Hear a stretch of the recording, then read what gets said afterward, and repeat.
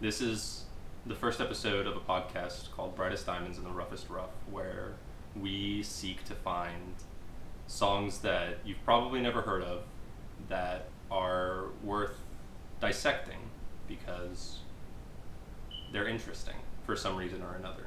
And hopefully that becomes more apparent as the series goes on. Also, media analysis is fun. Yeah, just do it. It's free and easy. Yeah. Plus, this is also a great recommendation on finding new and fun songs that you might enjoy. Not always. I fully intend on putting songs that I absolutely hate. Today's episode is going to be about a song called Woods to Conjure by a band called Hexvessel. I'm your host, Madison last name, and these are my co-hosts. It's your boy, Johnny G. My name is Alex, and I think this is very fun. I'm excited. Word.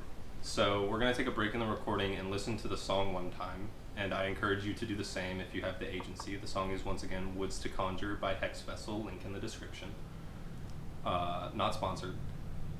And yeah, go give it a listen. We're going to do the same, and then we're going to get to talking. Oh, damn, okay. I suck at, initial reactions. My initial reaction is that you definitely... I feel like you definitely put some consideration into picking something that you thought would, that I would like. Nope. You really? At no point was I worried about whether or not either... I knew that you would both like it. Yeah, it's a really that's good okay. song. No, that's what I'm saying. I'm not saying you were worried about it, but I feel like you were okay, this is a good one to start off with because I know they're both gonna like it, and it's not. That's not something that I would consider to be too far out there in terms of my taste. Yeah. You know, it's definitely not something that I would probably find on my own. It would be something that would have to be recommended to me. That's how I found it. But yeah, no, I definitely just initial reaction thought that was very good. That song comes, once again, Woods to Conjure by Hexvessel. Comes courtesy of recommendation by Francis Squires, our good friend. Friend of the podcast. Yeah, that makes sense. That makes a lot of sense. They showed me that song. We lived together in Charleston when I was, 22 years old. And I was going through a lot in life at the time. That was a while ago now, yeah. And I remember taking my 15-minute breaks at work and doing laps around the block chain smoking cigarettes and listening to that song on loop. It's a really good song for... It's I think there's a hypnotic quality to it almost. It seems like it would be something that you could put on loop and just kind of quote unquote march around to almost, you know. Yeah. Yeah. That riff was easy to just keep going over. Right. It's got that kind of lulling quality. Yeah. An ebb and flow to it. Speaking of the devil, though, we just talked about how I found the song through my friend Francis, and They Shall Come. Francis is here with us at the podcast. Francis, when you get back in the room, you want to come say hey? Nope. Francis is camera shy, but it's a microphone. Yeah. They rode their skateboard over here because they're really cool, and now they're quite parched.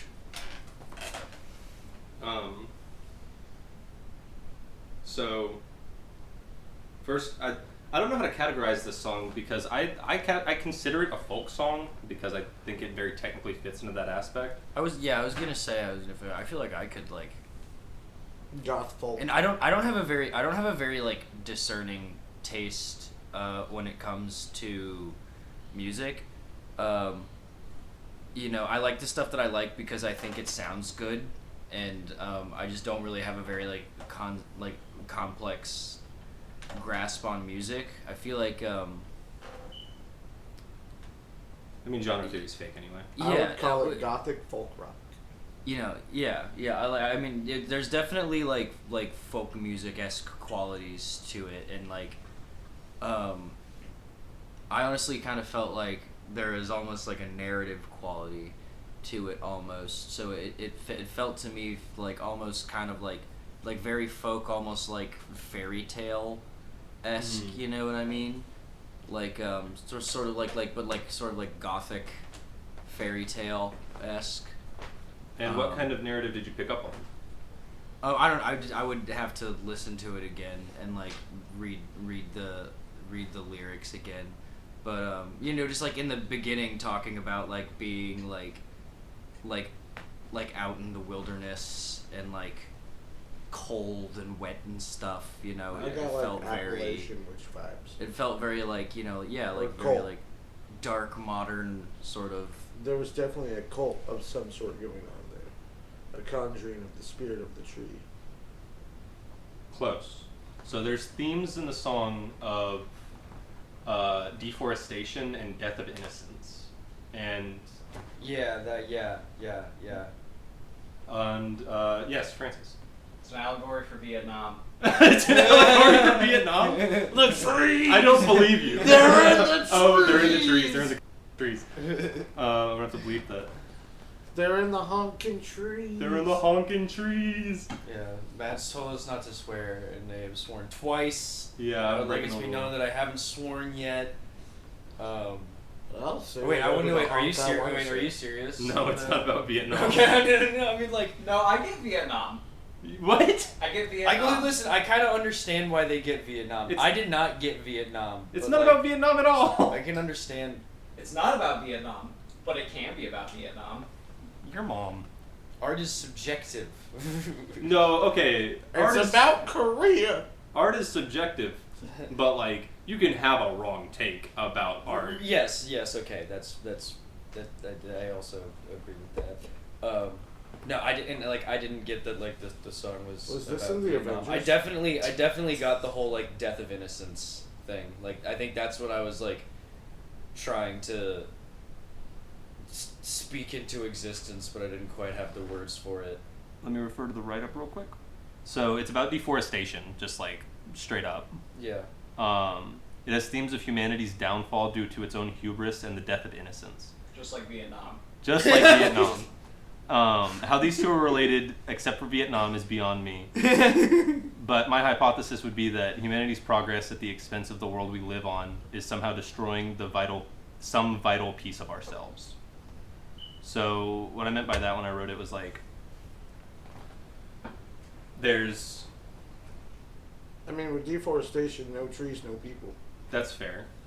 But like, the song like kind of seems to beg the idea that humanity has some connection to the natural world deeper than we rely on it, like an almost spiritual connection. Yeah. And so Though we come from it. he's saying that as time goes on and there's less and less nature, he's like, there's the line, it's like feasting on the brains of creation in a graveyard of nature while I'm finishing sentence or something. I need to look up the lyrics. Yeah. Consult I think the ancient text. I think that nature, like, if like, I think it'll win. You know what I mean? Like, I don't. Cope. I hope, maybe.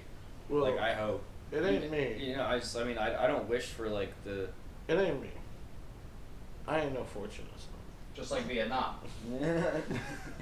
Okay, so the lines are, "For we creature the leashes that strap us to leeches, that suck through the marrow of the altars of earth.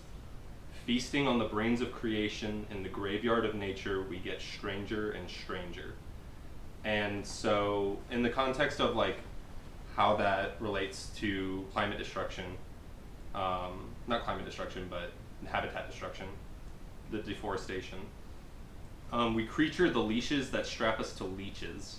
The leeches are the modern priority of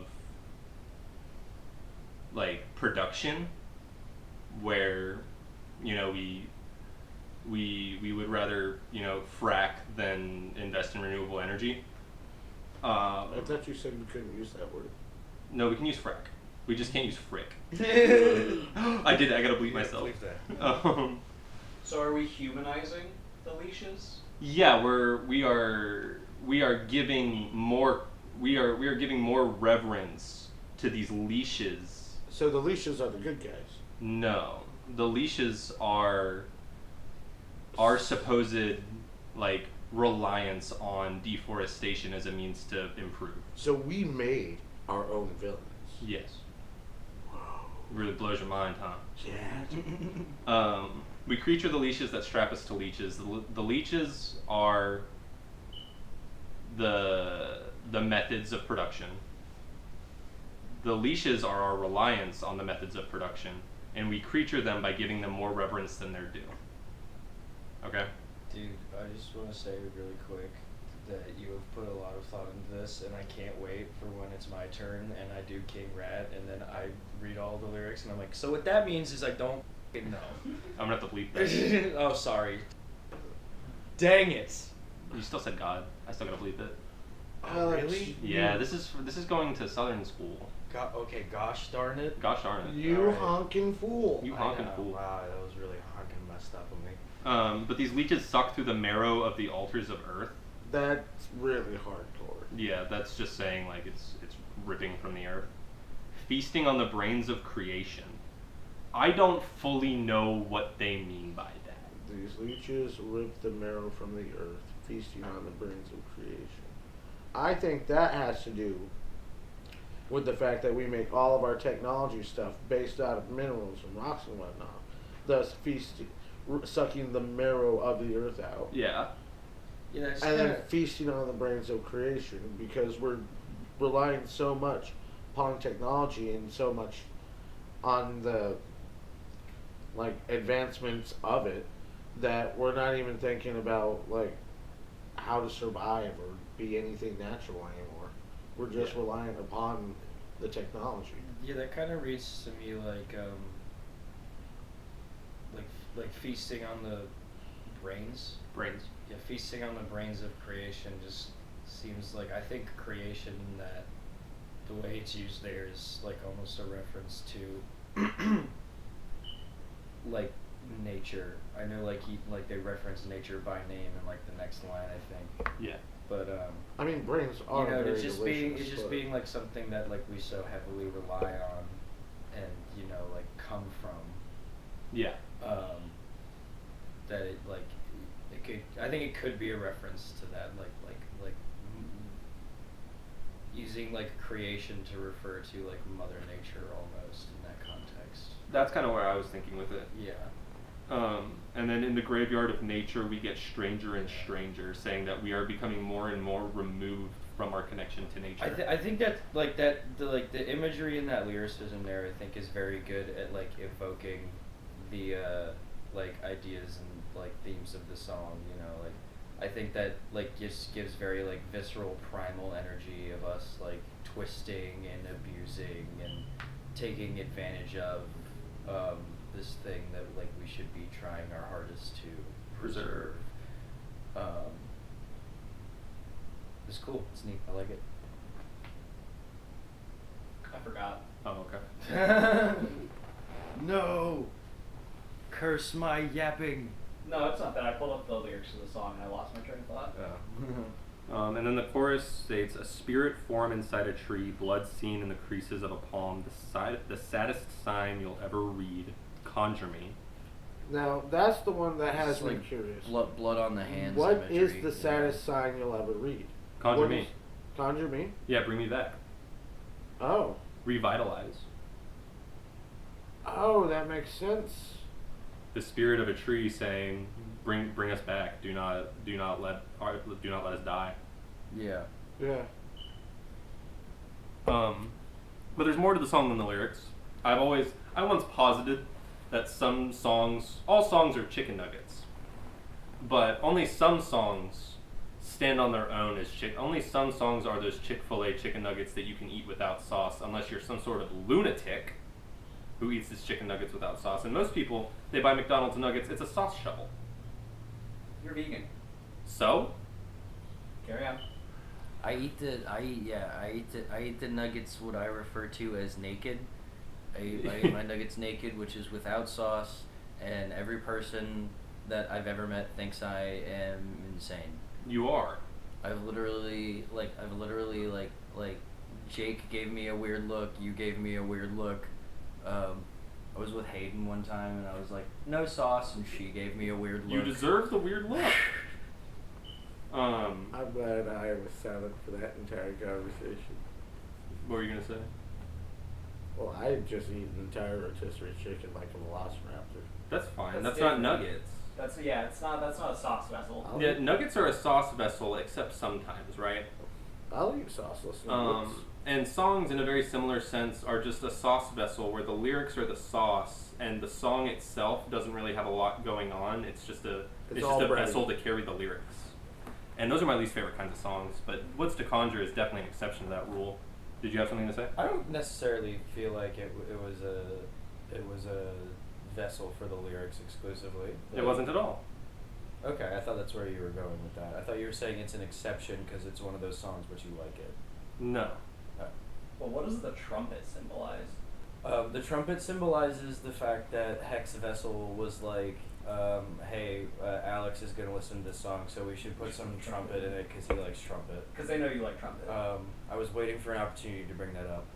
Some of the best ways to get me to like a song is just throw in violin and trumpet, and if it's for an actual reason, then you get bonus points. But if it just sounds good, then you also get points. I'd like to deposit that Hexvessel released a ska song. I wish they would. It was a ska song. It was a ska song, a little bit, right? I hate you both. I'm sorry, you can't be right. Dude, I honk and hate you both so much right now. I kind of agree with the. It was a ska song about Vietnam. We all know this. Thank you. Of course. Let me see eye to eye. Exactly. Dude, I'm gonna make a playlist called ska songs about Vietnam. Okay. Hey, I actually got the next song for this podcast. It's Yeah. French Indochina. Okay. I forget the band, but it's a ska song about Vietnam. Are you Word. serious? Yes. Oh my god, I can't believe. First of all, it is crazy that you just had one off the rip. Found by Minutemen. What? Oh, honk, yeah, bro. Dude. Of course they're called Minutemen. French Indochina. Fran always Yeah, that makes pulls sense. through. I agree that was like a folk song, I think. Yeah, RE the trumpets though. So the trumpets actually share a motif with the ghostly vocals that are present throughout the song. You know the ooh. Yeah, they were almost kind of dissonant, like they almost kind of clashed. Yeah, but they share the motif of like boom, boom, boom, and it's almost like I called it like almost a funeral dirge for the trees. It carries a very forlorn sentiment. I was a little bit disappointed that the trumpets didn't go harder after the last chorus. Dude, I can't believe. Like they did step up, but they could have done more. I can't believe Hexvessel wrote a song about Fern Gully. Who's Fern Gully? Fern Gully, the movie. The people who know what With the Fern tar Gully monster? is are gonna think that's really funny. Yeah, the tar monster voiced by Tim Curry, Yeah. and he shows up and he's like, I love cutting down trees. I'm the Tim Curry car monster. Because he like starts possessing a bunch of like bulldozers, and he's like, I'm gonna cut down all the trees. Oh yeah! And he sings a song about it. It's called like Toxic Love or something. Yep. Yeah. So you're telling? Okay. Yeah. All right. Yeah. Hexvessel wrote a song about Fern Gully. Yeah. Yeah. I'm not surprised. It's good. Sounds like a movie that deserves a song. I wouldn't go that far. The protagonist of the movie is like one of the construction workers that like operates the bulldozer. They get shrunk down Yeah, by it's like a pixie to, Thumbelina thing. He gets shrunk down, and he's like, "Oh, I'm experiencing the world of fairies, and now I know that you shouldn't cut down trees." Because obviously the only reason to not cut down trees is because fairies might live there. Exactly. Yeah. Yes. So one thing that I wanted to talk about was the album art. Did you guys look at the album art? Yes, I did. I actually was gonna say it was very cool, and I like it. Naked guy in a tree. Like literally, not like climbing in a tree, but like he's like creviced himself into a tree as if to remold with it and become one with the earth. Yeah, it was very like I was gonna Return say to tree. it's very very evocative of like human connection with nature. Yeah. Or also, maybe implicative of like the inherent humanity of nature, or maybe just maybe Dude was a freak. both. No, maybe dude was just a freak. That's true. It's a very ethereal song. Yeah. Yeah. It's yeah. Very cyclical. I kind of Sick wanted to talk a little bit more about that because I really like that. It's very like as like a, it has like an ethereal, like a ghostly sort of dreamlike quality to it almost, which I was a big fan of. Yeah. It's kind of a one-note song. It's kind of a one-note song. It's very slow. It doesn't do a lot musically, but what it does very well. Not only in terms of achieving its purpose as a song, but also just like in terms of composition, the drums and the guitar and the horns all fit together in a very locked in sense. Nothing sounds out of place, even when like I would say like ghastly vocalizations come in and they're discordant with the song, but it's in a way that builds upon what the song is giving you as opposed to taking away from it. If you haven't yet, pop in Woods to Conjure by Hexvessel on your Spotify or your YouTube or your Apple Music. It's what it's not that, it's the same thing. Sure. It's the same thing. Yeah. Buy a CD from Hexvessel. Put Yeah. it in your physical CD player. Yeah. Wow. Oh my goodness. Pull out your That Walkman. almost got me there. I almost swore. Use a vinyl. Yeah, get some vinyl. They Check it have out. They've got a website, hexvessel.com. I think. Buy instruments. Get a bunch of friends that can play instruments. Download the sheet music and play it yourself. By the way, we are not sponsored by Hexvessel, but we will take free money. We will take free money. We do love Hexvessel though. But we do love Hex. I don't actually love Hexvessel. It's the only song by them I like. I've heard one song by Hexvessel. I liked it. They're batting 1,000. Yeah. So, I mean, so far. Overall, I They're- rate they're it one 3 for out of one in my 5. book. 3 out of 5. 3 out of 5. Are we Interesting. doing out of 5 ratings? Is that what we're doing? That's what We're I a was- YouTube ratings channel now, boys. I gave it an out of 10 rating in my write-up. I like it. I like a 10 scale personally. Okay, 5.8. Oh, damn, it got rounded up. Down. Wow. Damn. Can we just call that a 6 maybe? No. Whole numbers Why only. are you doing decimal no, points? No, I endorse the decimal. No, I 'cause then we might as well rate out of I can't, wait, 100. why would you give... It's like I was like on a 5 scale, he's like solid number, and then we moved to a 10 scale, which is more versatile, and then you had to make it more complicated. Hey, listen, It's what I'm good at. Fine. I would say I would 5.86. I want to hear what you say first. I was going to say I don't actually intend on giving these songs ratings as much as what are our votes? The Roughest Rough describes music that you would have to go out of your way to learn to like.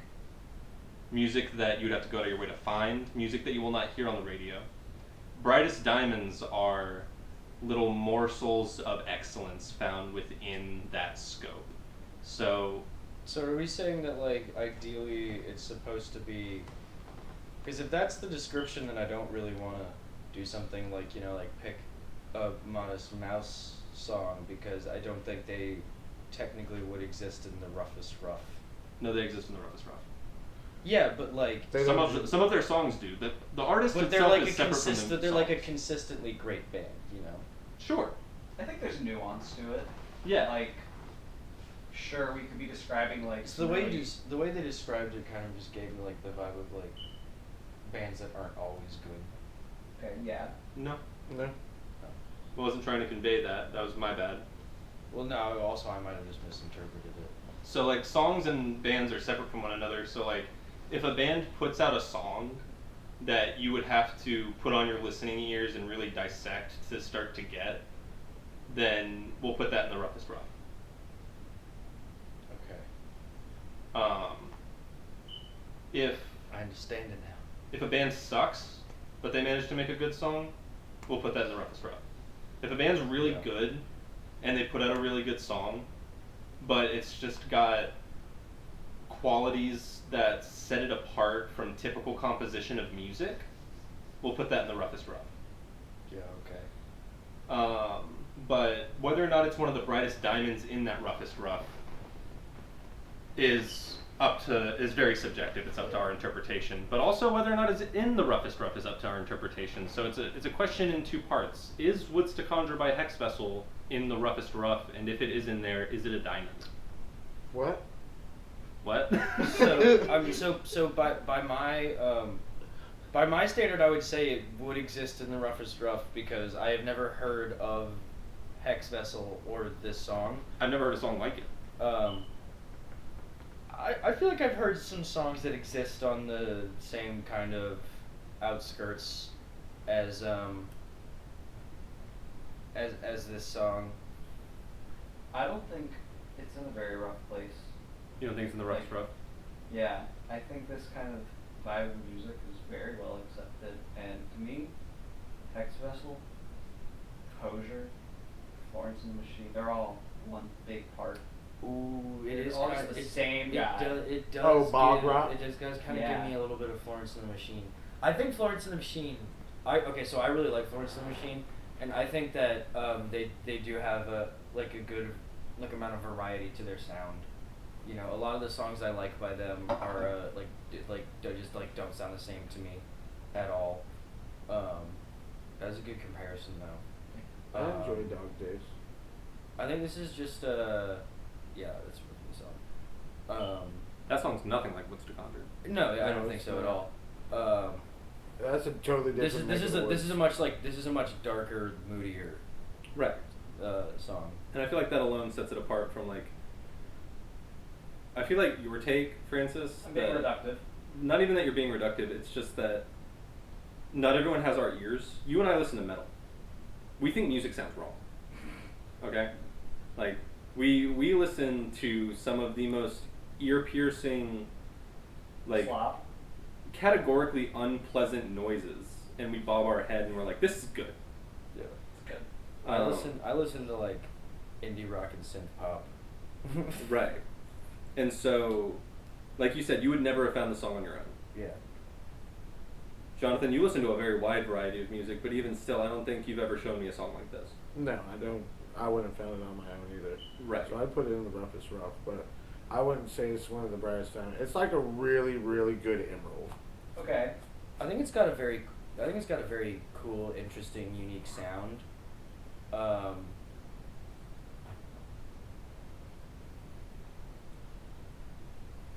Yeah, I don't know. Get back to me on the Brightest Diamond thing. Undecided. Yeah, I'm undecided. It's not one of the best songs I've ever heard or anything, but like I do think that it's conceptually very cool, and I think that for me personally, it's thematically resonant. Having discussed and analyzed a bit what the song is about. So I poisoned Francis. That's my bad. They have to. They're stretching it out though. Stretching out the poison. Just walk it off, bud. Just walk it off. So for me, I feel like it's in the roughest rough because it's a real downer song, which like downer songs are usually things like Wonderwall or like songs about heartbreak. Sure. Yeah. Okay. Sure. Ooh, Barracuda. Yes. But not only that, it Whenever they walk off stage for water while playing Barracuda, call that a heartbreak. Thank you. How's death? All right. So checking with Francis, they're surviving the poisoning. Yeah. Yeah, the song is like really moody in a way that you don't typically find songs to be about. And it does a really good job of using instrumental and composition and lyricism. Composition being like arrangement, where like how long a certain part plays and how the parts are layered against one another. I found that it was paced very well. Very good pacing. To that point. Yeah. Like it's a 4-minute and 3-second song, which is Yeah. kind of long as Yeah. songs go, but And they really achieved their goal. You do feel sad at the It end. did not feel like not that like 4 minutes is an insanely long length for a song to No. me, but it did not feel like long, and it did not feel like at any part that it was like dragging. And especially when the actual instrumentals are moving that slow, because it's all very forlorn, like long notes droning. Yeah, it's very legato. You would expect a 4-minute song of that to drag on after a while, especially when there's so few lyrics. It's a remarkably short song lyrically. Mm-hmm. There's 2 verses, there's 2 choruses. There's like a total of 30 lines maybe spoken in the entire song. And they're almost, I usually call the style of singing crooning, but crooning when I say crooning, I'm talking about like love songs. Yeah. Crooning. That guy's wailing. No. No? No. I don't think he's Yar. Wailing I consider more like shrieking. Is that guy from Nantucket in the early to late 1600s, early 1700s? Because he's wailing. The wailing, like, you know the knocking, the doldrum? Yeah. That I would consider the vocals in that wailing. It's like a solid 2 seconds of silence. Are you okay? Sorry. I forgot where I was. I liked your Moby Dick bit. There you. Now I gotta bleep that. Why you gotta bleep my Moby Dick bit?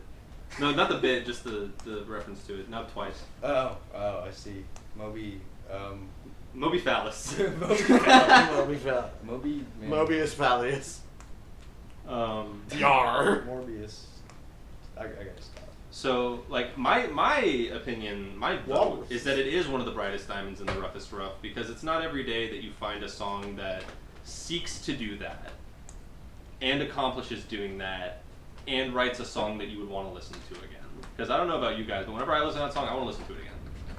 I would listen to that song again, just like on my own. I'd probably revisit that. Yeah, no, I think you've convinced me. I think I agree. Brightest diamond in the roughest rough. Yeah. Now, granted, I'm gonna be like someone who, I feel like. I'm not that I'll like always say that, but like, I just don't. When it comes to music, I don't think there's any shortage of bright diamonds in the rough. Personally. You'll see. Well, I mean, It's like, not that there's a shortage you of bright could- diamonds in the rough. It's that there's a surplus of very scuffed, shitty diamonds. I'm keeping that. I'm not even. I'm not bleeping that one. That's our one swear for our PG-13 rating. Yeah. Honk, man! I wanted to use it. Yeah, Sorry about that. Jonathan wanted to swear. You gotta be quicker on the trigger. Oh, honk, honk. It's like that one bit where it's like the Deadpool Wolverine movie that's PG-13 and they get one F-bomb and Deadpool's like really concerned with using it like optimally, and then Logan just throws it. Yeah. Honk, yeah, man. I love how each of the Deadpool movies has at least one really funny joke. I feel like a lot of them kind of fall flat, but in those movies there's at least one joke that I'm like, alright, yeah, you got me, that's pretty funny. There is one thing I want to say. You said that they could have gone harder with the trumpets. Yes. Could've. And that reminds me of something that you once said about Kate Bush's running up that hill. What did I say about Kate Bush's running up that hill? They have Pretty good song. they have a little drum fill, and she says, what's the damn lyric? The honk weird. What is the darn No, lyric? she's like, let us exchange the experience, and then the drum fill ends, and then you get a drone. Come on, And a very forlorn vocal. darling. Calm down. Sorry. Sorry. So there's the drum fill. She says, "Let's exchange the experience," and then the drum fill ends, and then you get a drone instrumentally and a really forlorn vocalization, and nothing really happens musically there. And Francis once told me that they found that to be a very disappointing part of the song, where they could have done a lot more with the build up with the drum fill.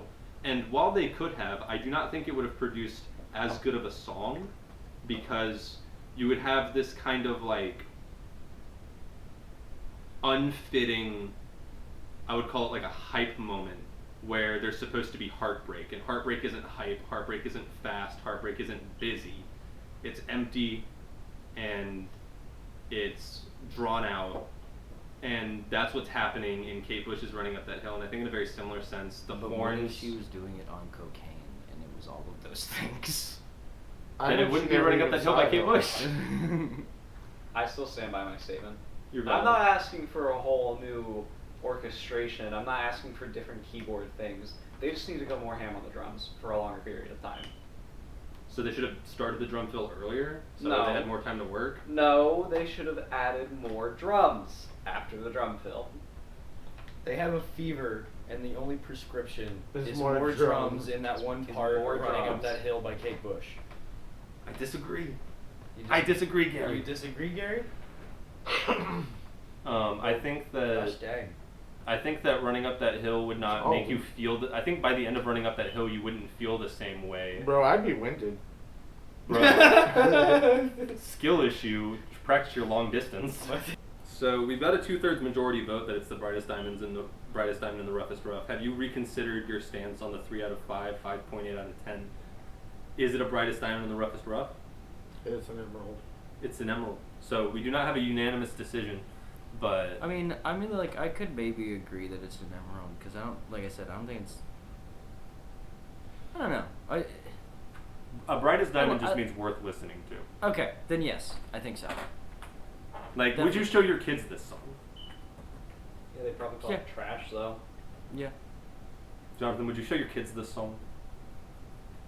When they're like 14. No. It's like the worst time to show them a song. Yeah, I I don't play care. it for them when they're 3, so they become scared of the trees.